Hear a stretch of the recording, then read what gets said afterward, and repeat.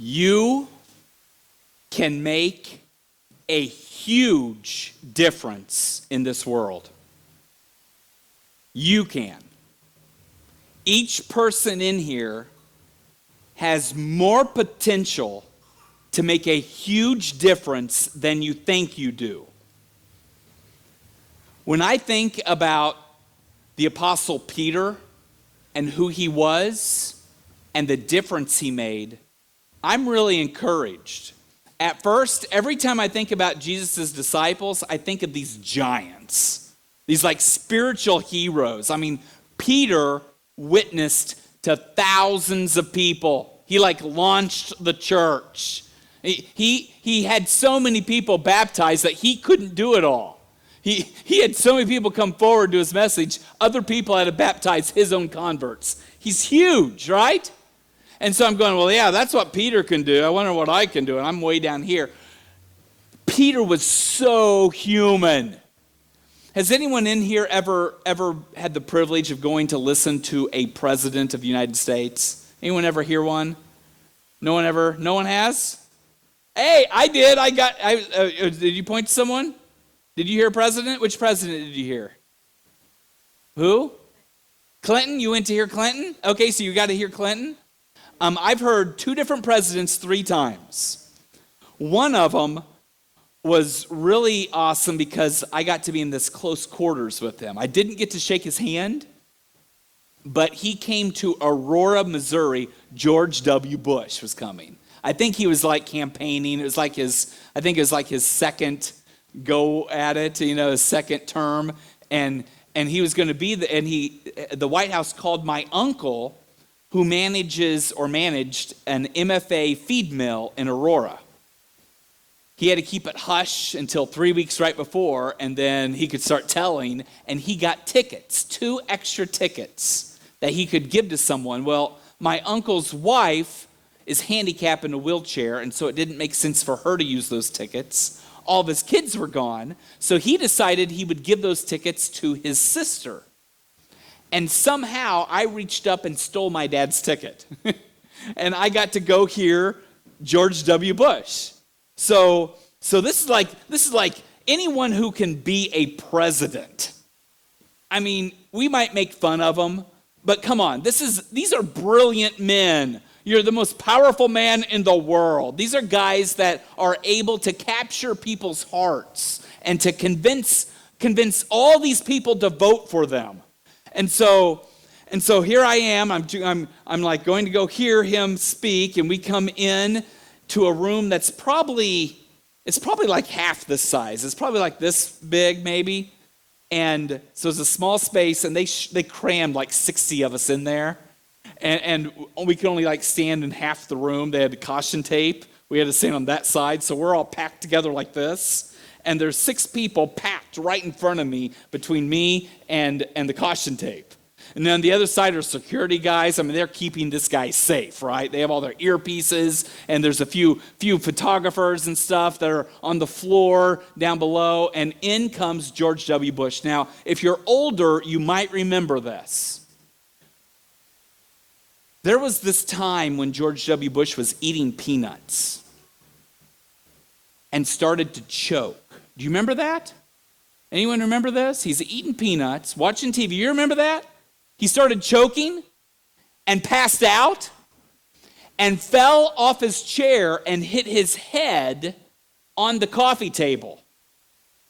He was okay, everything's fine. The next day he sent peanuts to the news reporters as a joke to go, I'm okay, He's like, I didn't know if that was like a double stab as to you eat peanuts now that I don't know what that was, but he gave it to them, and I got to see him just a few days after that event. So I'm there in Aurora. Here he is, George, a president of the United States. And he comes in and he looks at all of us, and he has this huge gash on his head. And it's like this reminder. He is just as human as I am. Just as human. Everyone say just as human. That's Peter. Peter is just a man with flaws and weaknesses. In fact, I would put you guys up against him, and I would say you might even have more going on than he did. He didn't have that much going on.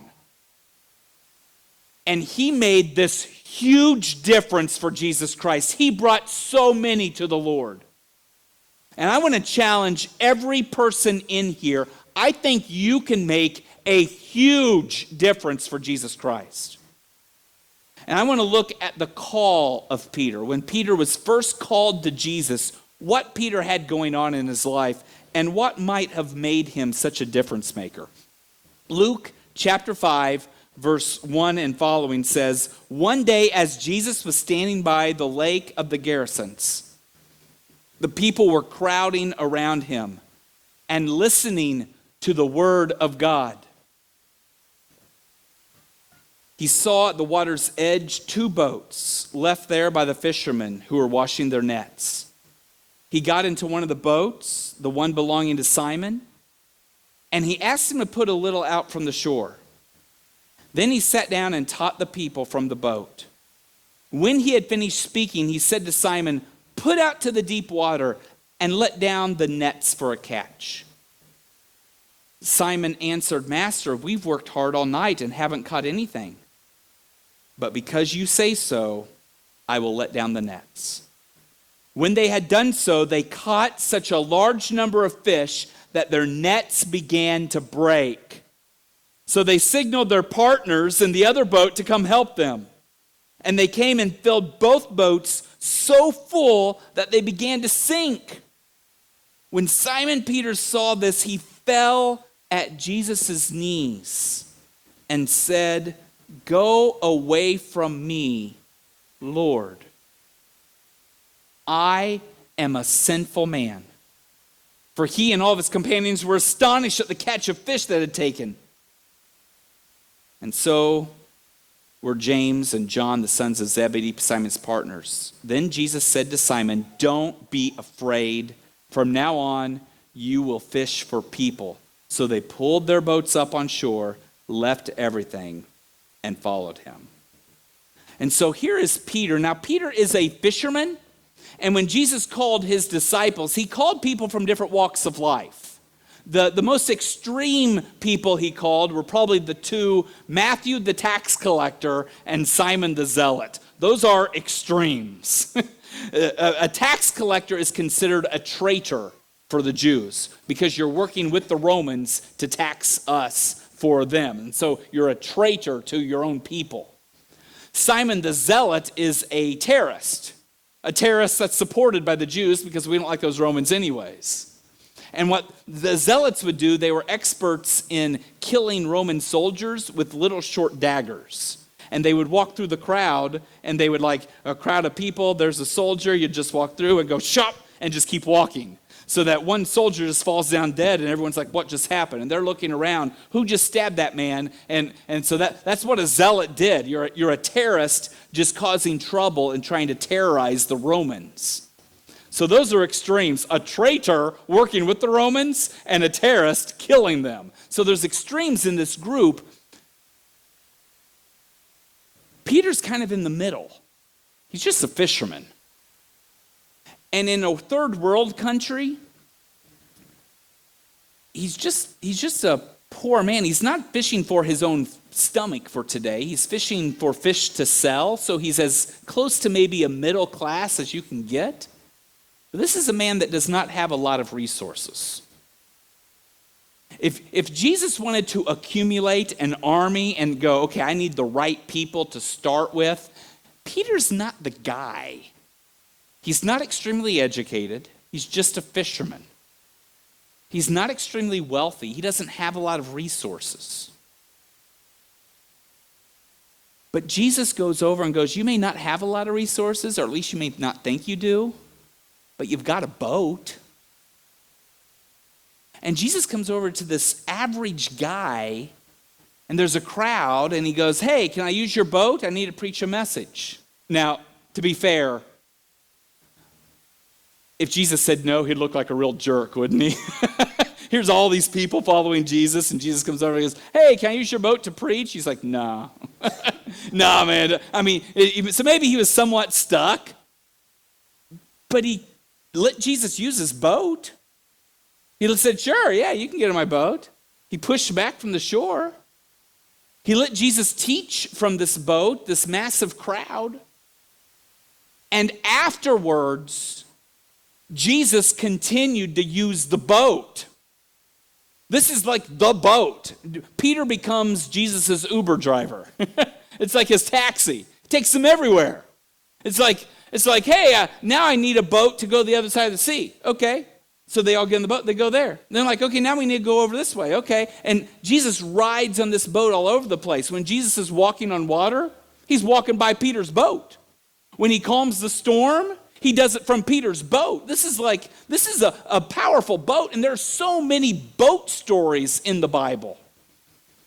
And it's a reminder for me that you may not feel like you have a lot to offer or that you can make a huge difference, but I want to challenge you. You may not feel like you have a lot of resources, but do you at least have a boat? Is there something you can use and hand up and say, you know what, God? I don't know if you can do much with this, but I've got this is what I have. You want it? That's where difference makers are.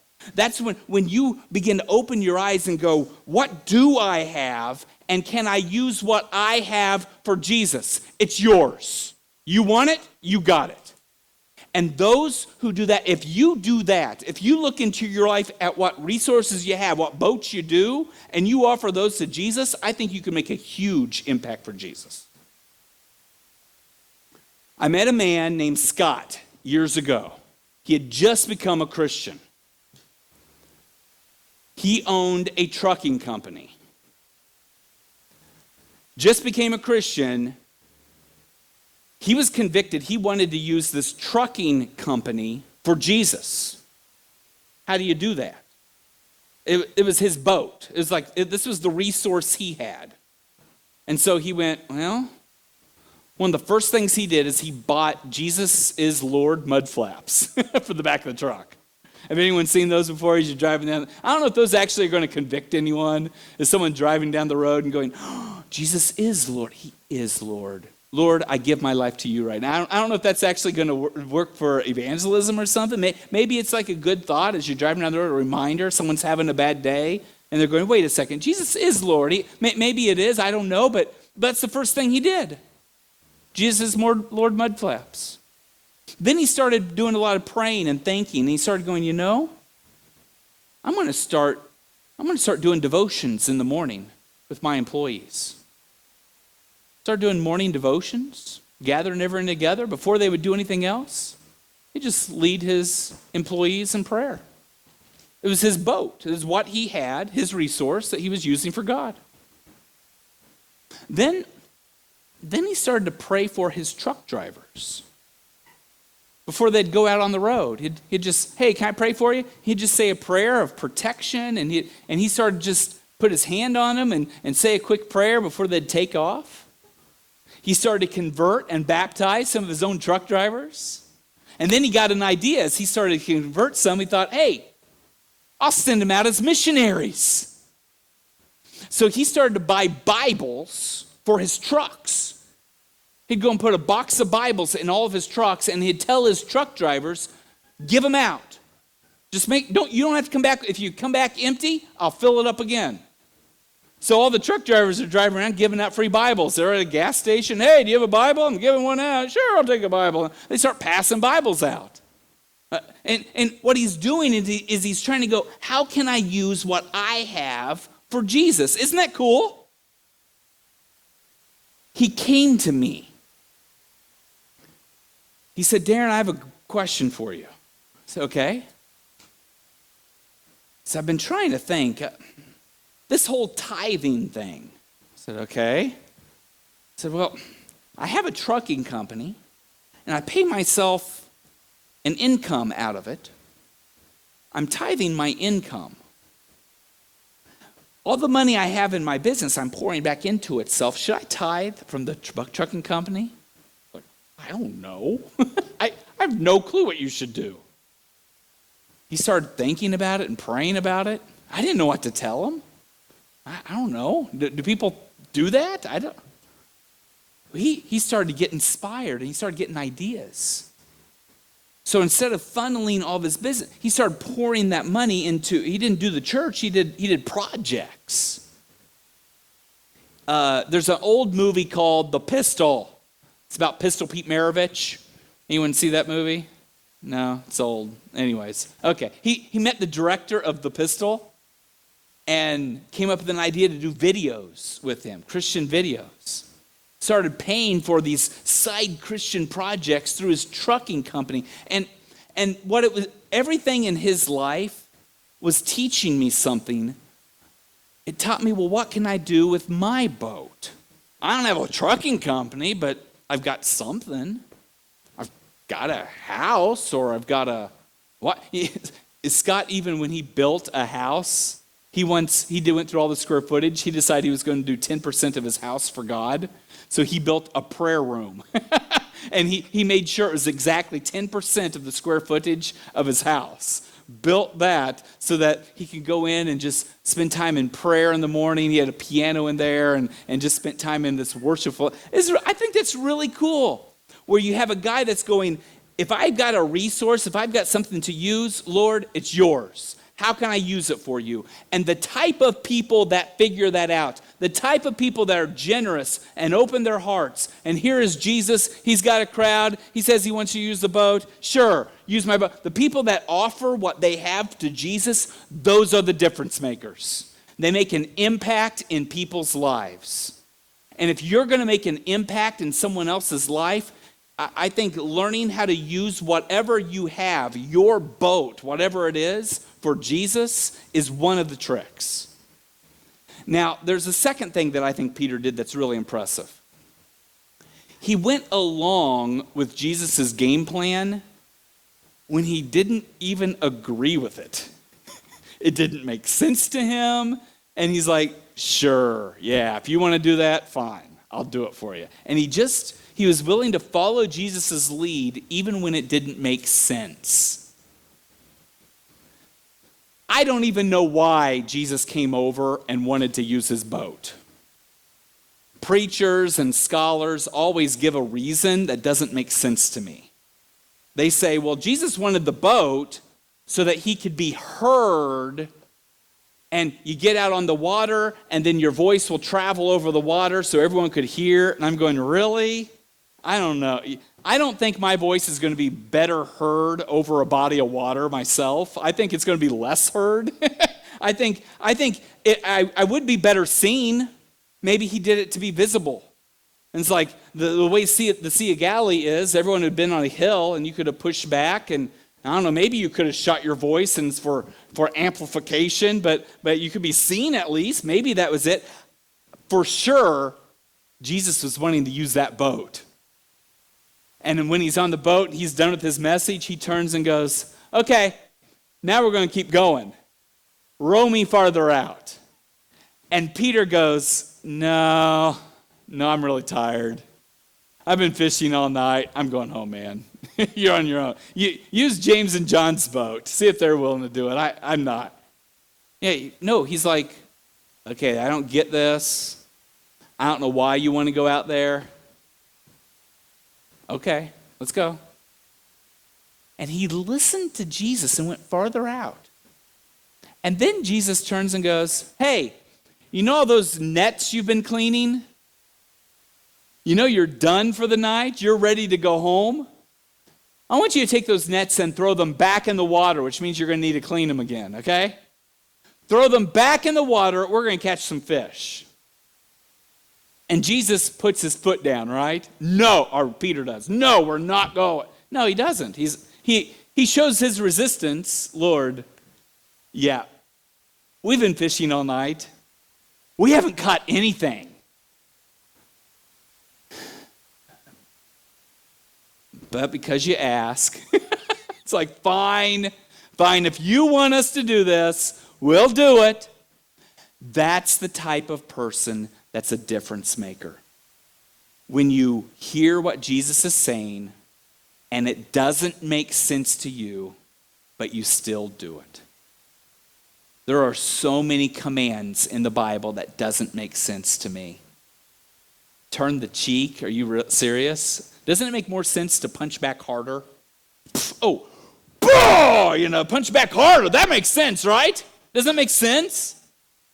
Yeah, but even when it doesn't make sense, you just go, fine, Lord. Something different over here makes sense to me, but I'll obey. I'll obey. I think there's a lot of sins. You might be able to think of some that maybe doesn't make sense to you. A lot of commands about forgiveness and love. You go, I don't know if it always makes sense, Lord. But the type of people that just follow Jesus, even when it seems crazy, they're the ones that make a huge impact for Jesus. And that's what Peter had going for him. Not his clarity and his brilliance and go, oh, I see what you're getting at, Jesus. He had no idea. He's like, fine, we'll drop the nets. Now, I hate fishing. Sorry, I do. Did I disappoint anyone? Disappoint you?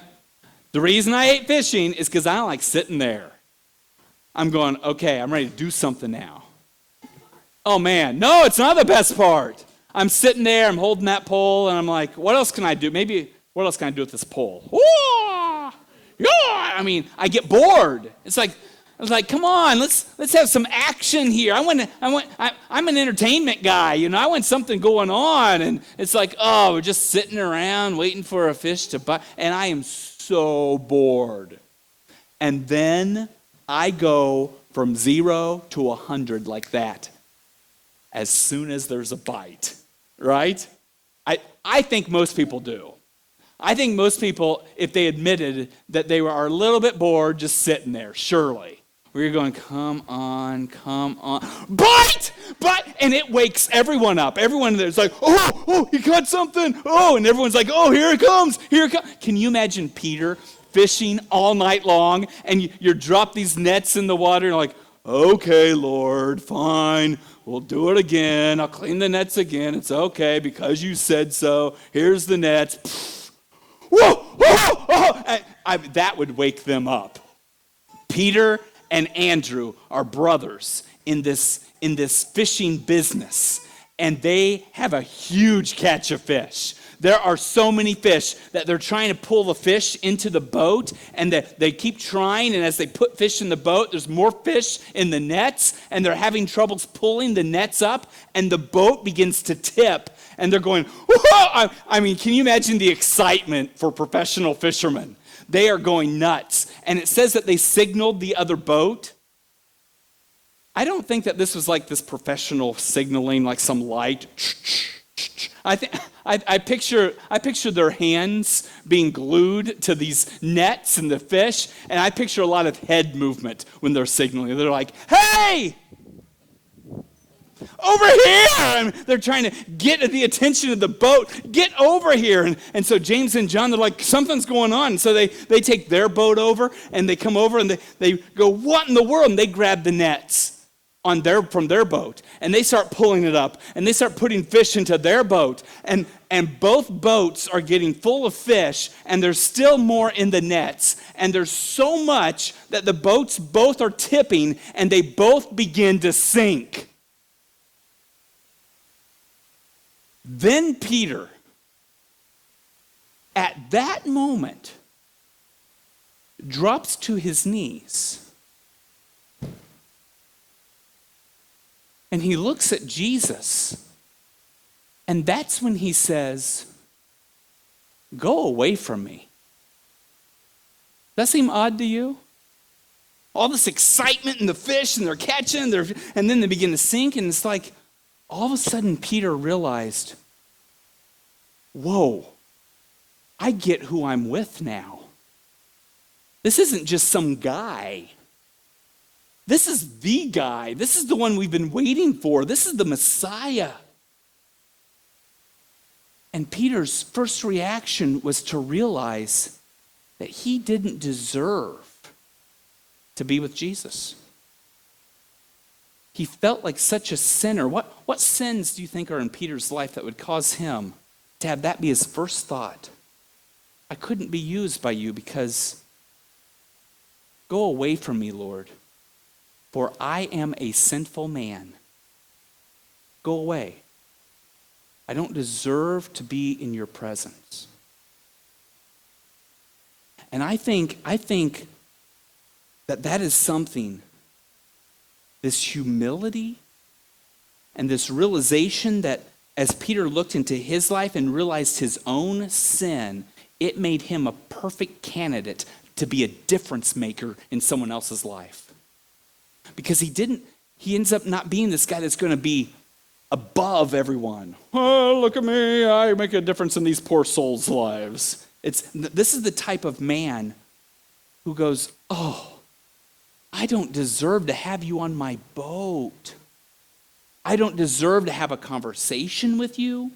I don't deserve to follow you. Go away, for I am a sinful man. And it's at that moment when Peter's on his knees that Jesus looks down and says, there it is. I'm going to make you a difference maker. I'm going to make you a fisher of men, and you're going to go save people's souls. That's who you're going to be. Come and follow me. And when they drug those fish back to the shore, they get off of these two boats that are just packed with the biggest catch of fish Peter's ever had. And it says they just left it. And they went off to follow Jesus. And they followed him. And they became students of his teaching. And they listened to him and they followed him to become the greatest difference makers arguably ever. To launch a church and be able to impact people's lives. When I was in high school, I got the kissing disease. Everyone know what the kissing disease is? Mono. I had mono. And I couldn't get rid of it. I had mono for 2 years. I was finally diagnosed with chronic fatigue syndrome. I was just tired all the time. So tired. And I was weak. I didn't feel like eating. I'd start eating, and then I'd just stop halfway through and go, I'm done. I'm too tired to eat. I missed my senior year of sports. I missed football, basketball, and golf my senior year. Couldn't play. For 3 months, I was at home the whole time. Didn't go anywhere. They sent a tutor to my house, and she'd come by with all these big books and talk about things, and I would just stare at her through glazed eyes until she would leave. I didn't do any homework that year. I was exhausted and worn. There was one time I remember I got up from the bed, and I thought I'd go to the restroom. And then I woke up, and I'm laying on the floor, and I hadn't gone to the restroom yet. And the bed's over here, and I was trying to decide which one was closer. Which one, did it make more sense for me to still try to push through and go to the restroom? Or should I just go back to bed? And I started getting really self-absorbed in myself. Surely you've never been self-absorbed when all you think about yourself. And I started throwing a big pity party for myself. And these were my thoughts. I thought, none of my friends care about me. Not one person ever came to visit me. Not one. They don't care about me. Well, some friends hadn't seen me. I've been at school forever. They don't care. I had a girlfriend. She didn't come visit me. She didn't even come visit me. What in the world? Yeah, I'm sure she cares about me, doesn't she? I'm sure she's like really disappointed I'm not around. Where's she been? Where's my preacher? He hasn't come checking on me. Does he even care? It's a big pity party. You get it? I started getting all this attitude, like no one cares about me. No one does. No one cares if I live or die. Why should I even live? I don't even get it. And there's one day I was in our living room. I was laying on the couch. It's the middle of the day. I was looking in the kitchen. I was looking at our knife rack. And I thought, I would love to have the energy to go in there and kill myself. I'm too tired. was just so tired and weak. And it was like the lowest point of my life, one of. And that afternoon, I got my very first visitor, J.K. Jones. J.K. Jones was a professor at a college. He was at my church that week because it was a church that was doing one of those old-time revivals. Remember those? And he was the revival speaker. So he showed up early, and he said, hey, I was going to go around, didn't know if there's anyone to visit. And the minister said, oh, yeah, well, there's Darren. And you might want to go check on him. And he's been sick with mono. He hasn't been in church forever. He said, okay, I'll go visit him. So he actually came to visit me, my only visitor. Came, knocked on the door. My parents opened it up. They had been home by that point. He came in, sat down, and said, hey, Darren, I heard you've been sick. Yeah. I said, well, how are you doing? He showed interest in me. He cared. He's talked to me. Like, that meant so much. When he left, I thought, I'm going to go hear him preach. He's the only person that cared about me. The only one. I'm going to go listen to what he had to say. So I went, got in my truck. I didn't listen. My parents didn't want me to go. I didn't care. I'm going.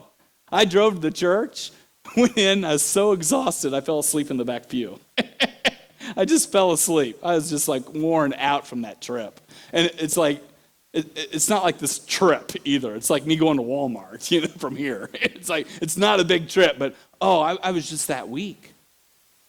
I woke up in time for the message and I sat up. And J.K. Jones, he's like the exact opposite of a type of preacher I am. He was like very contemplative.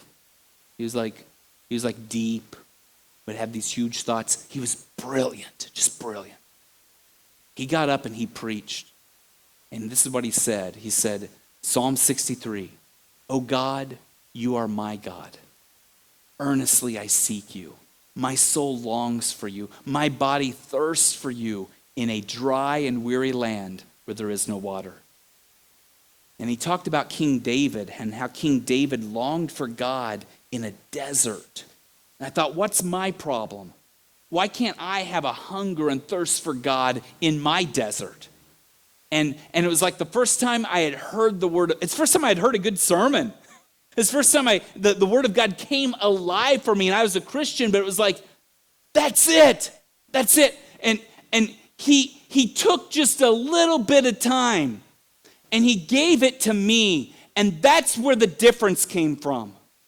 And if you would just turn and go, here's the resources I have, and Lord, not everything makes sense, but I'm willing to follow you, and I know I've blown it, I know I've made a lot of mistakes, but I just give you my life, and you just turn and go, I'm just going to see if I can't make a difference in a few people's lives. Do you know that there are people who are desperate for that much attention? I was longing for it, and that's when I went home. I went home from that message, and I was alive.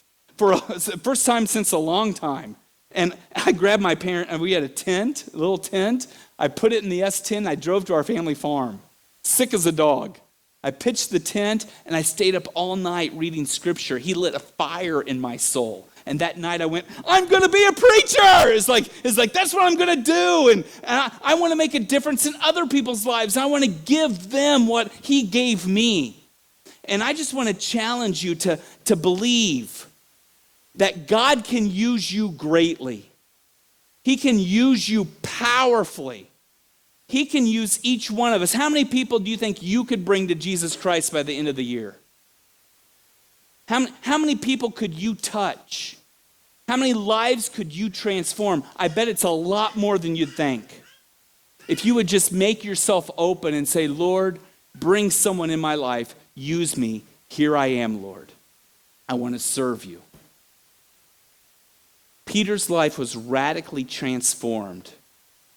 And it's not just because Jesus came in his life. It's also because you had a person here who was willing and ready for Jesus to come in and to say, Lord, use me. I'll follow you. I'll be your person. I'll be your rock. I want to make a difference.